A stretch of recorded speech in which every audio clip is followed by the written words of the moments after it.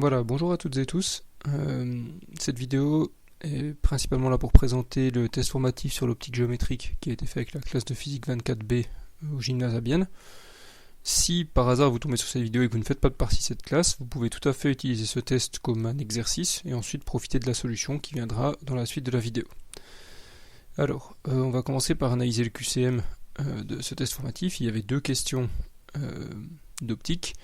Et pour chacune de ces questions, il y avait exactement deux bonnes réponses. Donc je vais changer de document pour avoir les bonnes réponses. Voici. Alors, pour ce qui est du QCM, donc la première question était qu'est-ce qui est vrai au sujet de la réflexion dans les miroirs.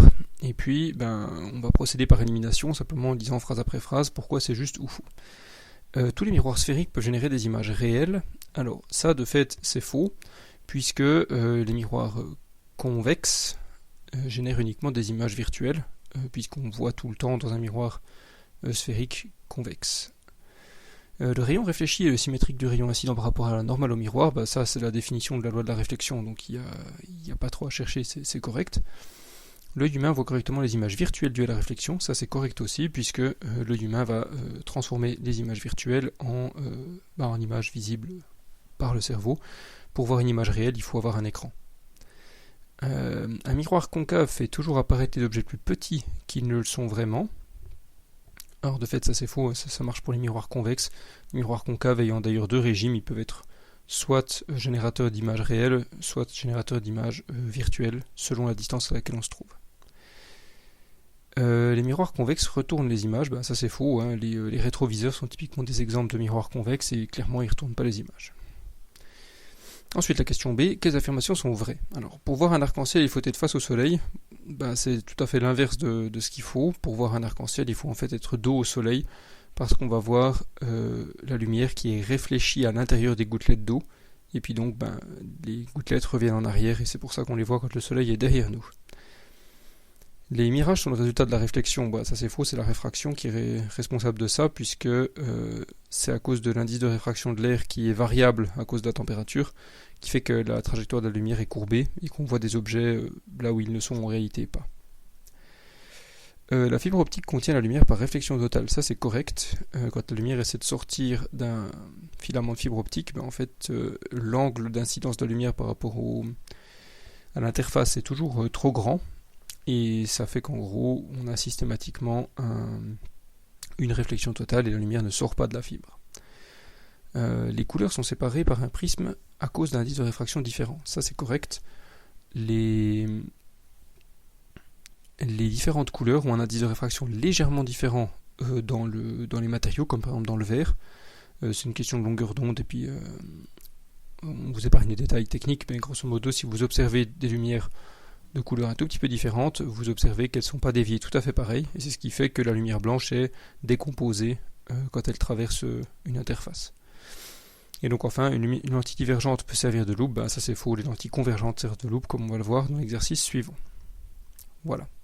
Ça c'était pour le QCM. Ensuite, pour l'exercice 2, qu'observe-t-on quand on regarde à travers une lentille convergente? Que se passe-t-il quand on éloigne ou approche la lentille? Expliquez ces observations par des schémas pertinents et la notion d'image. Alors, si vous n'avez pas déjà fait l'exercice, je vous laisse le temps d'y réfléchir avant de vous présenter la solution. Vous pouvez mettre sur pause. Voilà, maintenant on va discuter de la solution. J'ai fait quelques schémas et je vais expliquer par-dessus. Donc, voici ce qui se passe quand on a affaire à une lentille convergente et que l'objet est entre le point focal et la lentille. Donc voici les deux points focaux symétriques, la lentille. Si je prends ce point-là et que je vais calculer son image, je vais prendre le rayon qui est parallèle à l'axe optique, qui va donc repartir via le point focal derrière la lentille. C'est le rayon violet. Et puis le rayon bleu va simplement passer par le centre de la lentille, et c'est, comme on le sait, le seul rayon qui n'est pas dévié par la lentille, pour des raisons de symétrie.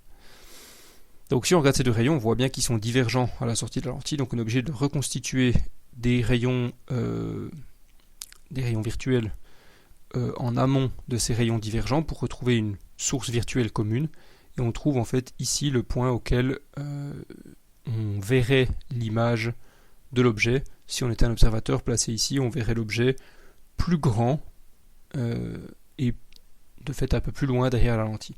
C'est ce qui se passe quand on regarde dans une loupe. Si on prend une loupe et qu'on se met suffisamment proche de l'objet, on va le voir agrandi et dans le bon sens. Par contre, si on met l'objet plus loin que le point focal par rapport à la lentille, donc encore une fois l'observateur est ici, le rayon qui est parallèle à l'axe optique passe par le point focal, alors que le rayon qui passe par le centre de la lentille va tout droit. Et on voit que cette fois-ci les rayons se rencontrent ici dans l'espace réel, et donc on va avoir une image réelle pour l'objet. Cette image est inversée, puisqu'on retrouve l'objet de l'autre côté de l'axe optique, et selon la distance, il est plus ou moins agrandi. C'est ce qui se passe quand on prend une loupe et puis qu'on la tient devant nous, en regardant une pièce, par exemple un objet qui est lointain, on le verra retourner, et généralement on le verra mal, puisque l'image n'est pas réelle, elle est mal reconstruite par l'œil, et donc elle apparaîtra floue. Voilà. Ça c'est grosso modo les deux cas de figure qui peuvent se produire quand on rencontre une lentille convergente. Voilà. Pour le troisième exercice, il était question de la loi de Snell-Descartes ici. On a un rayon qui est réfracté par une interface, et on connaît les angles que les rayons font avec l'interface, ici 53 degrés et ici 44 degrés, et puis on demande de calculer l'indice de réfraction du second milieu, sachant que le premier a un indice de 1,4. Alors encore une fois, si vous n'avez pas déjà fait l'exercice, prenez le temps de le faire. Voilà, maintenant je vous présente la solution. Alors il y a une petite astuce avant d'utiliser la loi de Snell-Descartes ici, c'est qu'il faut faire attention au fait que quand on étudie la réfraction, c'est toujours l'angle par rapport à la normale qui compte.